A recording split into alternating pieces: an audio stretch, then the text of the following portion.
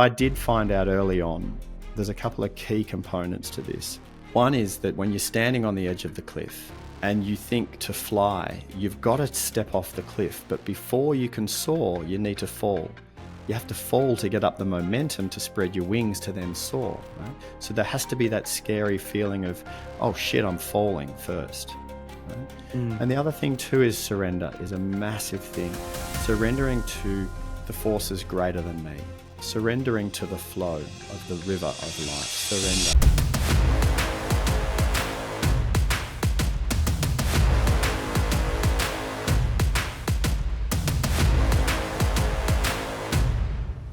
All right, everybody. Welcome back to another episode of the 1% Podcast. I'm your host, Vin, and I'm Shane.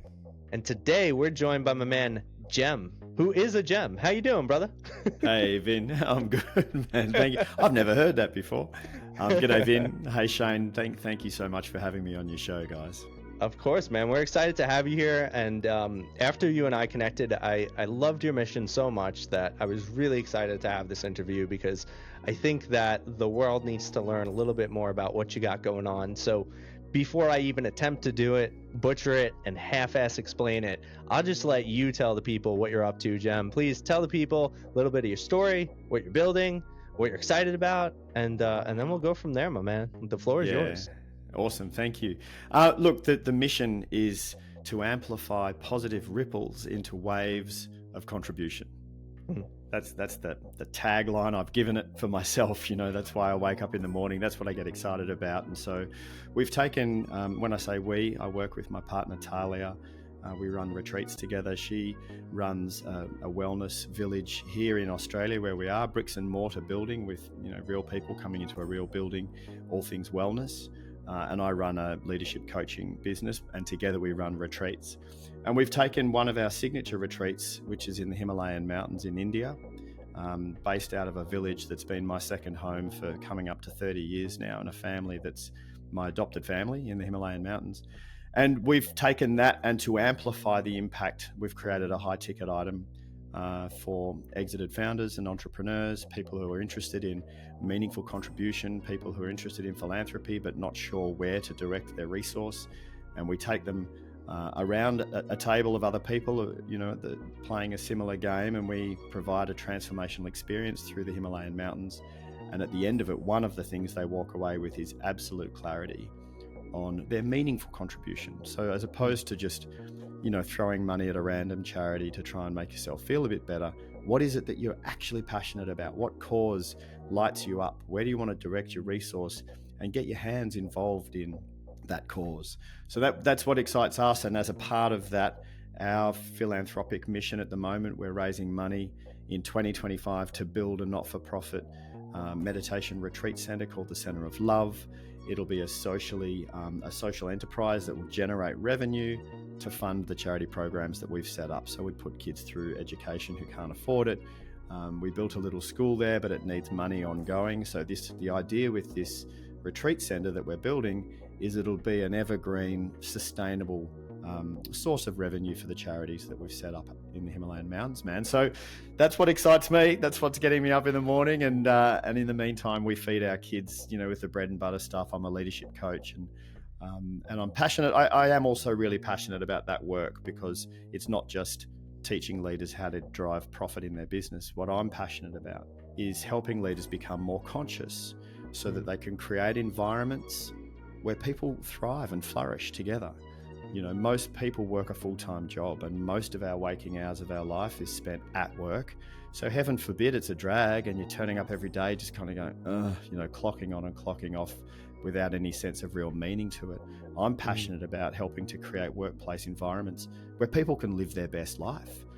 People can light up about their strengths and work together in ways to deliver the higher purpose of what the organization's all about.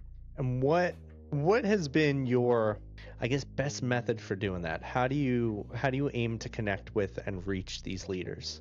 The most effective way to help an organization create a healthy culture is to work at as many levels as I can. So I work one-to-one with the business owner or the executive team, the senior leaders, working one-to-one with them to help them get clarity on the kind of fundamental cornerstones of a culture. Why are we here?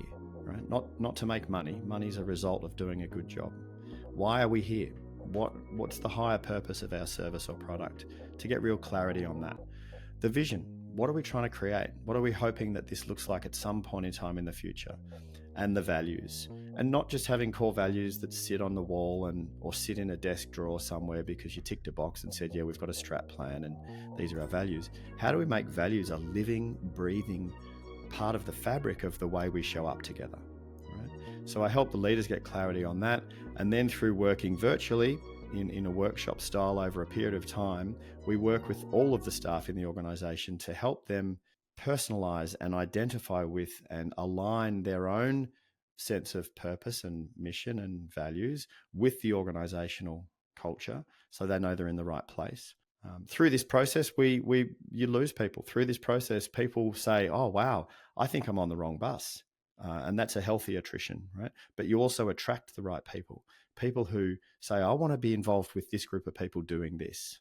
Right? And I want to be a part of the way that they are together. So you attract the right people. It takes time, so the most effective project takes at least 12 months. I heard you guys chatting about sport before we started recording, and Vin, you were saying not interested, and Shane, you were saying I'm into it. And I'm into sport here in Australia. We have Australian rules football, which we call footy. I personally think it's the best team sport in the world. It's such a great game. But anyway, a team that is suffering a toxic culture where it's not working and they're not winning games, you can get a great coach in, but that coach can't turn it around in 1 year. It's always going to take consistency over time, at least 3 to 5 years, I think, to build a sustainable, robust culture where a group of people actually live and breathe the values, the way they treat each other and the way they show up. And it's the same in an organization. And obviously, the larger the organization, the longer it takes to build a robust culture. If you're small and nimble and there's only 6 of you, we can turn things around pretty quickly. But if there's 200 or 1,000, it takes longer. I can definitely agree with that sentiment. From starting with nothing to now over 500 employees, we've had some major attrition over the last years when it comes to our C-suite directors and management. And now, it being almost 6 years into the making, our churn's been the lowest it's ever been. Everybody shares the same passion, the same drive, the same vision of where the goals need to be for short term and long term. But I think it really all starts with the leader, the boss, who is sharing this vision and sharing how are we going to get there. And so that way we can all be on the same page and see, okay, this is where the company's going. They got the right mindset into place. But I also hire coaches like Vin and like Jen and other people to come in so we can all make sure that we have the right people in place, that we're all making sure that we want, to be on the same page and that we actually care about it. I'd be curious to see how yours is different. But I want to get back to the Himalayas, to 30 years ago, to the center of love, because it's very, very interesting to me. And my first question is, 30 years ago you went there. Why? And what drove you to have this adopted family and to start this nonprofit? Could you share a little bit more, just personal feelings and empathy toward that? Yeah, absolutely. I mean, it's one of the cornerstone chapters of me becoming who I am today. And it wasn't just a quick little vacation to India. I was wandering around India, the subcontinent, Pakistan, Tibet, Bangladesh, Southeast Asia for the best part of a decade. And I wasn't just, I was wandering around literally barefoot, as in not wearing shoes for many, many years with dreadlocks. And it would have been very easy to just pigeonhole this bloke and say he's a hippie. And I was one of those old India hippies wandering around with my guitar seeking spiritual enlightenment to some degree, right? But playing music and smoking a lot of weed and cooking on a fire and living out in the backwaters of the Indian subcontinent, man. So that's who I was, and I ended up in. I mean, I explored all of India and the whole of that kind of subcontinent part of the world, and Yeah, one day I was heading up into the mountains, going up this valley, and I got off and went over to a village and wandered around in this village and found this. Just kept walking up the forest and found this family living in a temple. They're a Krishna family. They're the holy priest family of this Krishna temple. I'm personally not religious, but I am very spiritual. Anyway, I ended up living with them and loved them, and they became my family. I lived with them for a long time, and that was back in the mid-90s. And ever since then, I've been a part of their family. And when I was first living there, I connected really strongly with their son, who's like my brother, Papu. And he and I used to just spend a lot of time together. And he was a conservationist and a trekking guide, and the next in line to be the priest of the Krishna temple. And when we were first connecting, I said to him, man, I don't know what it is. I've just got this strong feeling I'm going to bring people here one day.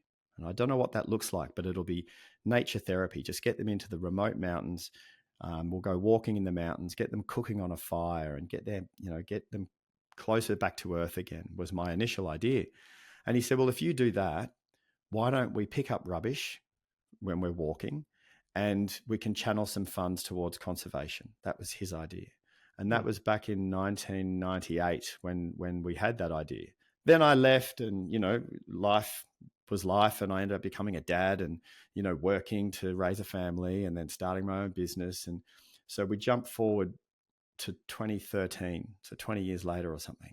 And I just had this download moment. I just started my leadership coaching consultancy. I just launched my business, and I just literally had a download moment going, oh my Lord, it's a leadership retreat. I'm going to take leaders to the Himalayan mountains. I'm going to teach them cool content. We're going to trek out the back in the mountains so they get perspective on their life, yada, yada, yada. So I had the whole download of what it was. So I went ahead and did it. And my accountant said to me, I was setting it up with my accountant, and he said, Jem, it sounds risky. Like, you're out in the middle of nowhere, and, there's risk involved with this. And he said, are you really going to do this? And I said, it scares me, so I have to. Right? It's my uncomfort zone, so I'm feeling compelled. I've got to do it. And he said, well, you're going to need to set up a proprietary limited company here to separate yourself from the risk, and we've got to do it all properly.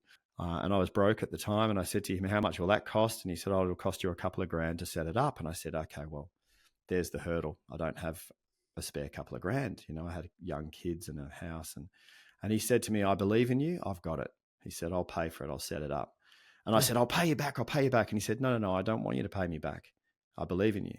Let me set up the company for you. So we did. And that was back in 2013. And we've been running the retreat ever since. Wow, that's amazing. So I'm assuming, is your accountant part of this company as well? He's not officially a director in the company. He's one of my best mates, and he's still my accountant, and he cares about me, and he keeps me not having to look over my shoulder. He's a really good accountant. He does everything by the book. And, I've had other people say to me, oh, you could probably, get away with a bit more than you do. And I said, I don't want to. I'd rather just be 100% by the book, because I walk down the street now feeling completely relaxed in regards to the way we run our business.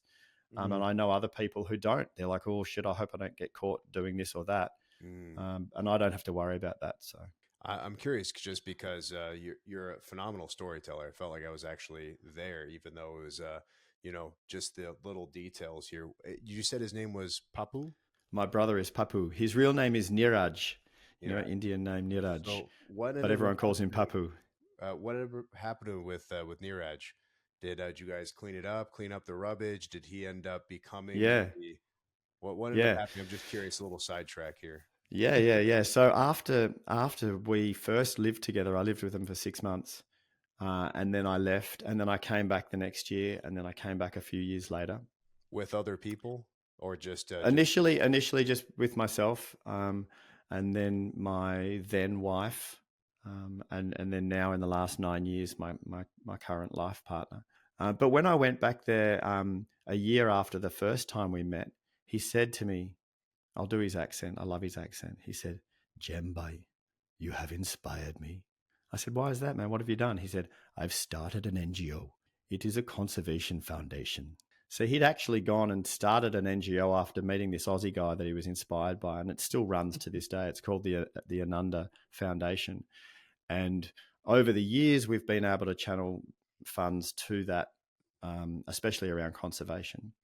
And so then because the problem is that the shepherds up in the mountains, who are the only ones up in the high altitudes, there's shepherds up there with their flocks. Prior to plastic, everything was biodegradable. All of their waste was biodegradable. So they just throw their waste and that was fine. But then plastic started making its way up into these villages and the shepherds just kept throwing their waste because they didn't know any different. So now you have this waste problem up in these remote mountains. And then some of the local guys started taking Indian tourists trekking through these mountains. And these trekking guides also had the same problem, and these Indian tourists, and they were just throwing their waste everywhere. So we realized that the problem wasn't just for us to pick up rubbish. We needed to invest in education around this. So we built an education program that we funded for to educate the shepherds and the trekking guides. And when Papu and I walk on our trip, we don't tell our clients to pick up rubbish. We just take empty bags with the pack horses. So just to give you an idea of the trekking, we're not staying in guest houses and staying in villages. We are expedition. We've got pack horses carrying all our gear. We carry all our food and water. We're off the grid. Your phone doesn't work. We are at high altitudes, camping in tents, remote. Anyway, so we walk and we take a couple of empty bags with us that we can fill up along the way.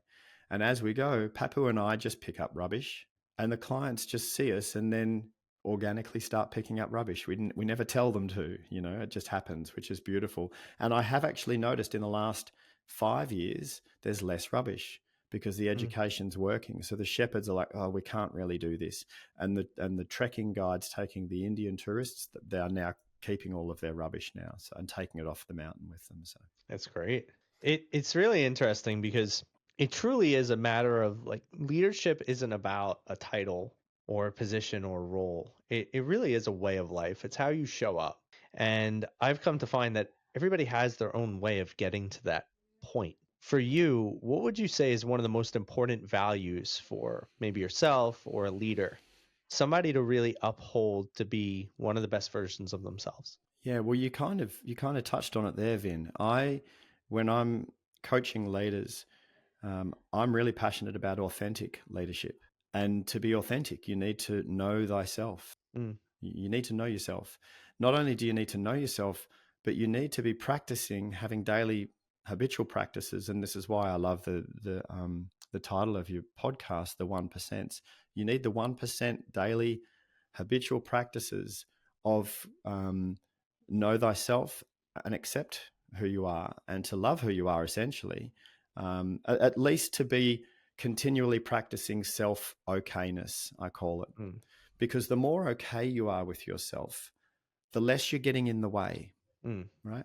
And what I mean about that is when you're still carrying unresolved issues or attachments to past traumas or to experiences from the past, and you're not okay with those, that is you not being okay with yourself, because our understanding of self is our understanding of our relationship to the past into this present moment.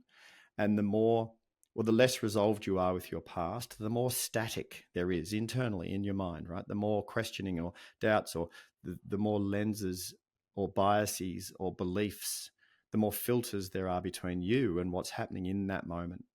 So if you're a leader who is has quite a busy, noisy internal world, and you're trying to lead someone in that moment, your take on that person is going to be way more distorted because of your own internal world, right? Of course. So it's really important to do the work on self, to become okay with self and to know thyself so that you can get out of the way in the moment and see the person in front of you more clearly, or the people, the team in front of you more clearly, so you can lead them more effectively and serve the greater good, right? Because leadership is an act of service.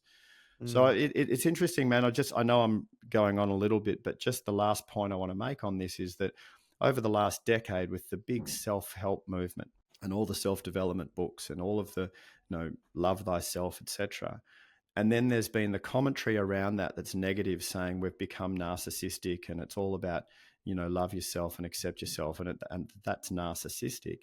That's only true if you don't look at what's beyond the self-work. What comes beyond the self-work is that the more okay you are with yourself, the more resolved you are, the better you can be of service, right? So the next step, obviously, is the service part. And anyway, that's a bit of a long way to answer your question about leadership. As far as the center of love, we keep going back and forth here, which is great. Getting all encompassing and everything. I know this is coming to fruition sometime soon in the near future. Can you tell me really what you want to be focusing on when it comes to the center of love and who you're trying to attract and what you're going to be providing there? Yeah, yeah, sure. It's been inspired by the coming together of a couple of visions. So our family gave us some land in the forest on the side of the mountain next to the temple for us to build on. And they were expecting Talia and me to build our own home. But I never wanted to build something for me. I had a vision back then of building a gathering place to bring together great minds, to sit and collect our consciousness through meditation and through breaking bread together and through conversation to talk about some of the bigger problems for humanity and what are some ways that we could try and help some of these bigger problems. And specifically, I wanted to bring it through divine feminine energy. So this particular part of the Himalayas, there's something really special about it. It's hard to explain. I've trekked all through Pakistan, through India, parts of Tibet, right through Nepal and across the other side. So I've seen this mountain range extensively, but this particular neck of the woods there's just something that is hard to explain. And every person I've taken there feels it. They're like, this is a real healing spot. There's a real healing energy there. And the healing energy is feminine. All of the local deities, the gods there that predate Hinduism, that go back thousands of years before Hinduism even came up there, all of the deities are female. There's a real reverence to the divine feminine there. And I want to utilize that because I believe we need balance in our leadership. We've got, for most parts of the world, we're in a patriarchy, and that's fine. It is what it is. It's become what it is, etc. But it is very masculine dominated, the way we make decisions, the way we solve problems, the way we approach leadership and politics and business and everything, right? And that's okay, but I just think we need balance. I think we could actually do well to tap into some of the divine feminine wisdom in leadership and creative problem solving solutions and collectiveness. And the feminine kind of, we rise together, whereas the patriarchal is competitive. I've got to beat you for that promotion, or we've got to beat that company for that market share. Whereas the feminine's more about how can we rise together. So I have this vision to create a place where people can come together and we can guide them through meditation and, like I said, breaking bread together, eating, and collecting our consciousness in a feminine way and see what comes up. So that was my vision. And then recently I met this amazing guy down in Brazil. Shout out to Aiden with the Love Farms. I don't know, Vin, if you've been introduced to Aiden yet. I'll introduce you guys. Aiden's got this amazing vision where he's creating a circular economy where the currency is love. He's going into poverty areas and he's helping provide education for kids in poverty by them meditating, and they meditate love. And then the love meditation gets sent, bear with me, I know it sounds woo-woo, gets sent to the corporate sponsors at the other end of this economy. And so I say we because my partner Talia and I are sponsors. We sponsored the money in. The money goes to provide the education and the food for these kids in poverty. They meditate love. We get video footage of them meditating love. That comes around and sits on a screen in our village wellness here in Australia. And our yoga students go, what are those kids doing? And we say, oh, they're meditating and sending you love while you do yoga. And we're sponsoring them to go to school, right? So this is Aiden's idea. And when he said that, and then he said, look, we could get these centers of love around the world. And I said, dude, we can build a love farm in my village in the Himalayas, like right now. Let's get it going. So we've started building, in the last few months, we've started building a love farm there to help kids have access to education. And I'm building the center of love. And Aiden and I have this big, crazy dream to build centers of love around the world and connect them all through meditation. I love that. A lot of love. It's a lot of love. Where did you meet Aiden? I'm just I curious. got introduced to Aiden through this global network. Who introduced me to Aiden? It might have even been Jen Cahill. Shout outs to Jen. I mean, this is what it's all about is networking. It's people knowing other people and connecting the other ones too. Like we were talking about before this, shout out to Nate Zelnick, who we just had on the podcast too. Another amazing, human being. Yeah. I love the idea. I definitely want to learn more about it, especially your versions of meditation there. I haven't heard of anything specific. And then this place, I'm just trying to imagine. I know you're saying it's hard to describe this place with this feminine energy. What do you mean by that? I understand as far as like the gods in the specific place. Is it something that you feel? Is it your soul? Is it what kind of senses is it? Yeah. Yes, it is I'm sure something it's that hard to you, explain, but yeah, it is. It's something, it's experiential. It's something that you need to experience. Imagine this, and then I'll tell you in a sec about a miracle healing that I had there after a serious motorcycle accident. But imagine this, if, well, let me just ask both of you, first of all, as you were growing up, did you have a reasonably safe relationship with your mum? what do you mean? Like reasonably okay? You said Yeah. safe, so I didn't know what. Well, like, was your relationship with your mum okay? Okay. So if you remember when you were a little kid and you hurt yourself, like you hurt your knee, or something happened and you were sad, and your mum brought you in and put your head on her chest and she held you and everything was okay then. Hmm, Mm, yeah. That feeling, that's what it feels like up in these mountains. I That's the kind of feminine feeling I'm talking about. The mother earth, everything's going to be okay. It's not literal. It's not like, yeah, it's not literal. It's lateral. It's not masculine as in yeah, when you go home, do this in your business and you'll make an extra right. $1 million. It's a It's comforting. feminine. It's like breathe and yeah, it's hard to No, explain. yeah, it's like a comforting energy, but it's in like a. Mm, Is it because you're looking at something that's visually appealing, or is it Yeah, something like in a particular spot you feel more of this? Because that's what it makes it seem is you very certain spot, and because of what you're experiencing visually and internally, you feeling because that just reminds me of comfort. Like if I was hurt and I'm a kid and I immediately go to my mom and I know she's gonna make even if like doesn't get a band-aid or whatever happened, as soon as you go there you get that overwhelming right that yeah, she's gonna be okay, which is that's yeah. the feeling that I got when you described that. That's it. That's what it feels like every time I go back there. That And is when you combine the visual, the stunning majesty of the mountains when you get up into altitude, where we are in northwest India, we're kind of nestled in between Tibet and Pakistan. But where we are, it's kind of like the Switzerland of this area. And what I mean mm, by that is that it's completely peaceful. mm, There's no unrest there. There's no civil unrest. There's no warring factions. There's no army presence. It's peaceful. mm, The locals up there are peaceful. It's a really beautiful part of the world. But when you get up high, sometimes we trek up to 5,000 meters. I don't know what that is in feet, but it's about Everest base camp altitude, so way above the tree line. And when you look out and you look across the vast expanse of these tall peaks going over towards Nepal and Tibet, and then the other way over to Pakistan, it is absolutely breathtaking. Yeah, every time I take a photo, I know the photo is just yep. completely unable to capture the expanse and the majesty of these mountains. They're just mm, ridiculous, right? And so there's that element which is breathtaking.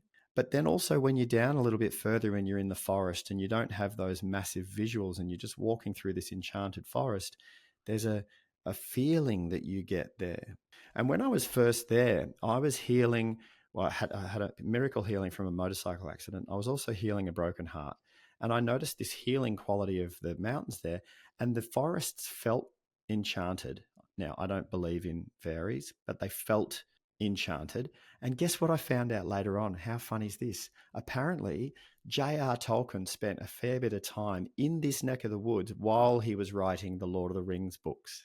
And it mm. feels like that. The locals are kind of like hobbits.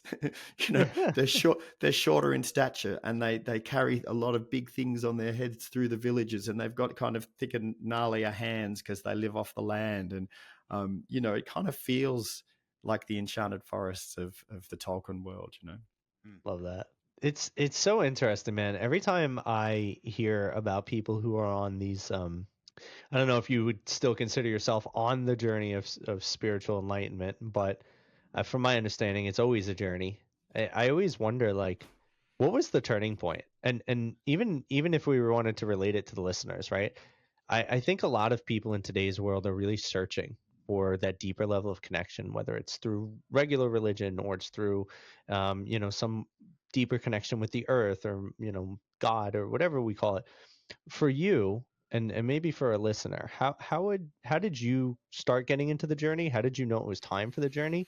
And what might be some signs that somebody who's listening to this right now might be questioning or in the pursuit of their own spiritual enlightenment? Mm. Well, first of all, Vin, it's definitely a journey, and I think it's always going to be a journey. I don't think we ever arrive. Um, and there've been 2 points in my life that completely stand out as metamorphosis into the next version of a spiritual journey. And funnily enough, both of them, one when I was 28 and one when I was 42, both of them, what happened first before the kind of expansion into a more spiritual beingness, what happened first was a death of identity, an ego death to a certain degree. The first time this happened when I was 28 years old, living in London, it was a scary experience. I didn't know what was going on, but I had an ego crisis. I had a death of identity. I wasn't her partner anymore. I wasn't the actor anymore. I wasn't this. All of the ways I'd identified weren't there anymore, and they were taken away from me, quote unquote. I sabotage them all, say, if I want to own it. I sabotage them all, but unconsciously. And so it was scary, man. I got to India and I didn't know who I was. And I developed a stutter. My self-confidence was smashed. I was speaking so quietly and I was stuttering and people couldn't even understand me. And I didn't know, and I would look in the mirror and I would just see this ugly person who didn't make any sense to me. I really lost who I was. And I had no idea, no design on the future, and I had no way of identifying myself. So normally we say, I'm so-and-so's husband, or I'm a coach, or I'm a surfer, or I'm so-and-so's dad. We have all these ways of identifying ourselves, and all of that was gone. And so what I thankfully somehow came to running an experiment where I said, you know what, I'm going to let go of all identities, and I'm going to let go of all design on the future. I am actually going to surrender and completely let go to just being in this moment right now. And what ensued after that was a year of ridiculous flow in India, just wandering around India. And I would literally wake up in the morning and feel, do I want to stay another day in this place, or do I want to go and get on a train and go to the next place? I literally just went into flow state for a year. And this was the year when I met Papu. And that was a spiritual awakening year, which was beautiful and wonderful and great. And then I also had to lose myself in the depths of the forest of the world again, and all of the matrix. I had to lose myself in the matrix again. And I became a father, and I got a job, a corporate job, which was weird for me because I was always very alternative. I'm covered in tattoos. I used to be a tribal tattooist around the world. I've been a motorcycle courier, a fire dancer, a kindergarten teacher in Taiwan, a volunteer in third worlds. Like, all that was me. And then I had kids, so I got a job and I put a suit and a tie on. And I lost myself in the corporate world again. And then, so that leads to the second awakening. And this was I call it my midlife awakening. Most people call it the midlife crisis. But when I was 42, and the catalyst for it was, do you guys know what a sweat lodge is? North American Indian sweat lodge. So is it like a sauna? It's like a sauna. Okay. Yeah, it's like a sauna. And traditional peoples have been doing it as a rite of passage for thousands of years. Anyway, I was sitting in a men's circle here in Australia, and we had a sweat lodge, North American Indian sweat lodge, on Australian Aboriginal sacred ground here in Australia.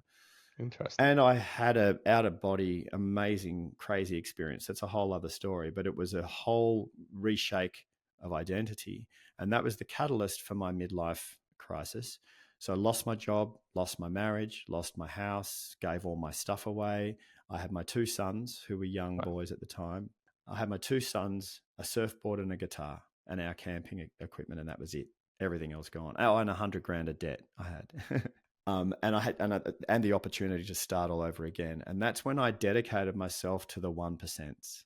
That's when I dedicated myself to creating daily habitual practices that were the little 1%ers that over time have the massive, massive difference on your life. And in the moment, you're thinking, how's this going to change my life just doing a 10-minute mindfulness meditation? Or how is this going to change my life doing my cold water at the end of my shower and doing some affirmations?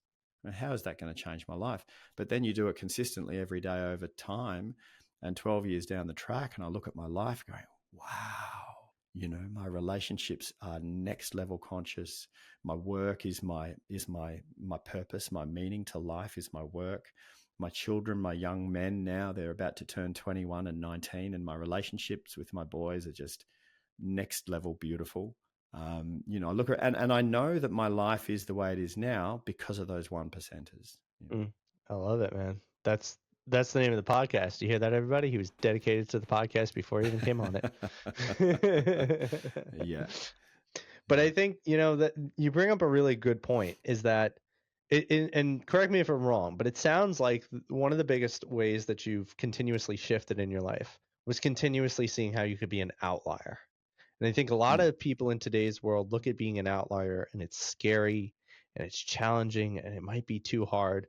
What would you say was maybe part of the mindset that helped you overcome that difficulty, right? That gnawing voice in your head that was saying, like, maybe you can't do this. Maybe this isn't the right path. You don't know anyone who's doing it, right? Like, I'm sure you had some of those thoughts. What were some of the tools that you used to help your mindset through the mental hardships and hurdles you faced?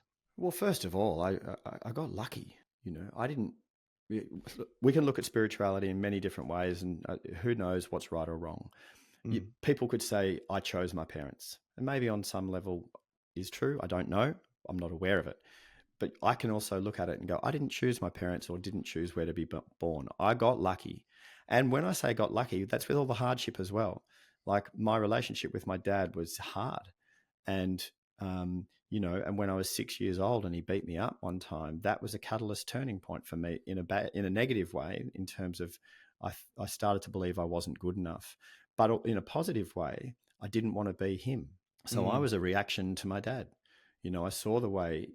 I'm not going to go into it. I loved him very much. He died 15 years ago, and we died resolved, which was beautiful. But I was a reaction to him. I didn't want to be him, and he was very conservative. And so I went the opposite end of the spectrum. I was a punk as a kid. I was piercing my ears and cutting mohawks, and I was anti-establishment. I've always been quite a peaceful person, so I was never violently anti-establishment, but I was just naturally anti-establishment. I don't know if I can swear on your podcast. Can we cuss on this show? Yeah. I was like, fuck the system. Fuck that. I'm not going to be a part of that. I'm not going to go and put a shirt and tie on and go and be a rat in the wheel. No way, man. As soon as I turned 18 and finished high school, I was gone. And then I was gone right through my 20s and into my early 30s. But at the time, it was because I was anti-establishment punk. It wasn't because I thought it was a good way to create my best life. I was just a reaction to my dad, you know. And then in the later years, and through having conversations like this with you, and with the benefit of hindsight and retrospection and contemplation and seeking to understand existence, I've looked back and gone, wow, okay. So I was like that as a reaction. And then it started to morph and shift and change. And it came more from a place of love, more from a place of courage, more from a place of, I want to find my own way. I want to create my own path, you know? And so that then has its benefits. And it still is scary at times. You're still going, wow, I don't know what I'm doing. And I'm not sure what the next step is that I should take, but I'm going to take it anyway because I'll be all right. I'll be okay.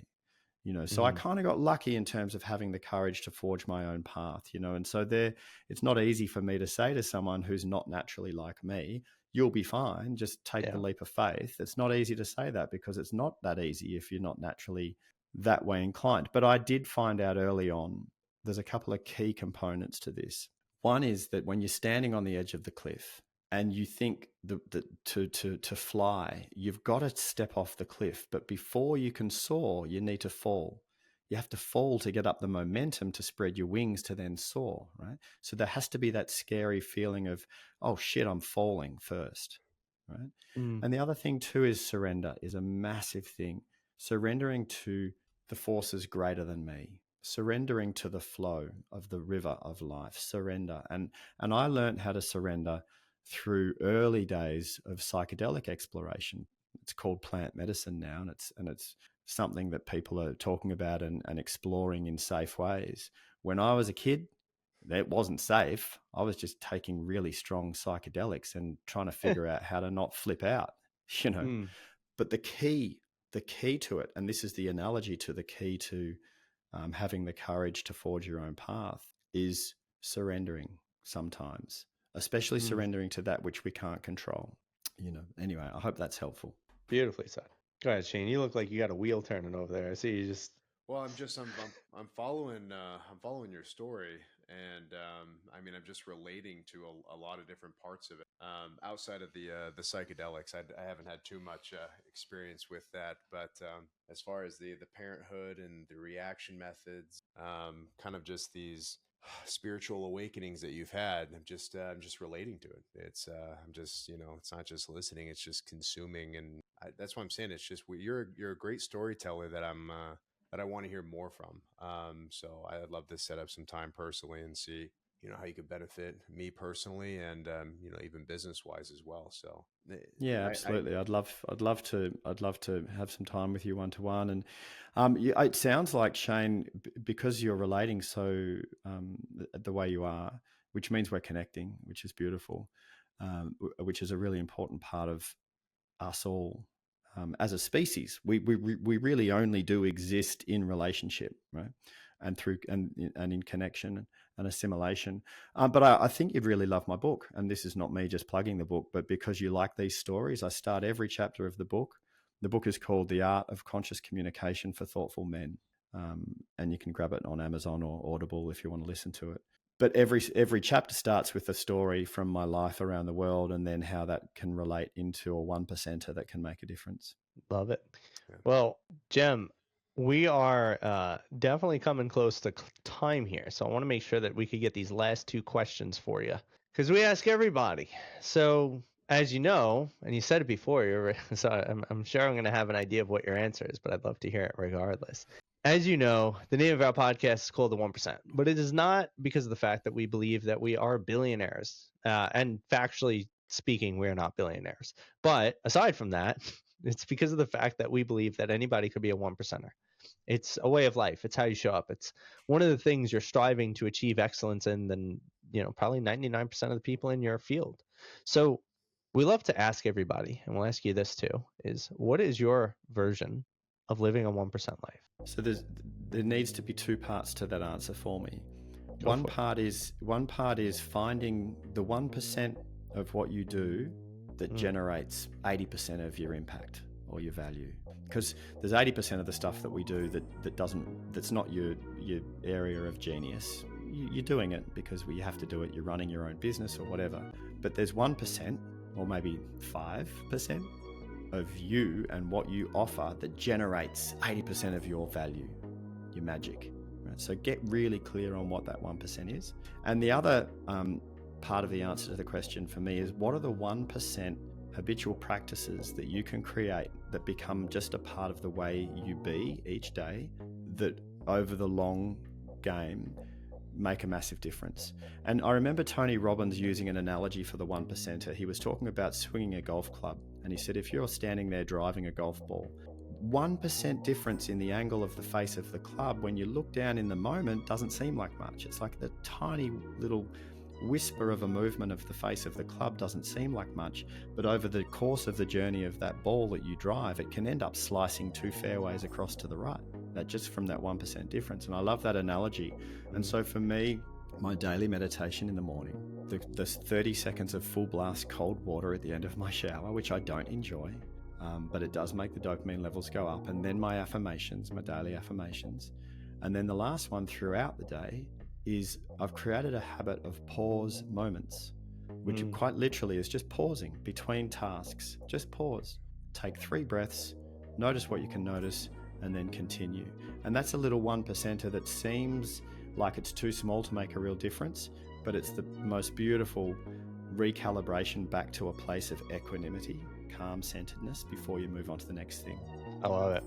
Very well said. And I could always appreciate the idea of pausing. I think more people should pause, because realistically, people say we're human beings, but I think they're just human doings, because they're always doing something. They're not being. If you were being, you'd be present. And if you were present, your life would probably be better. So take a chapter out of Jem's book. And in fact, speaking of which, Jem, now's your time, my man. Please tell people. Where can they find you? How can they connect with you? What other things can they get from you aside from your book, which, by the way, go get his book if you want to be a present man.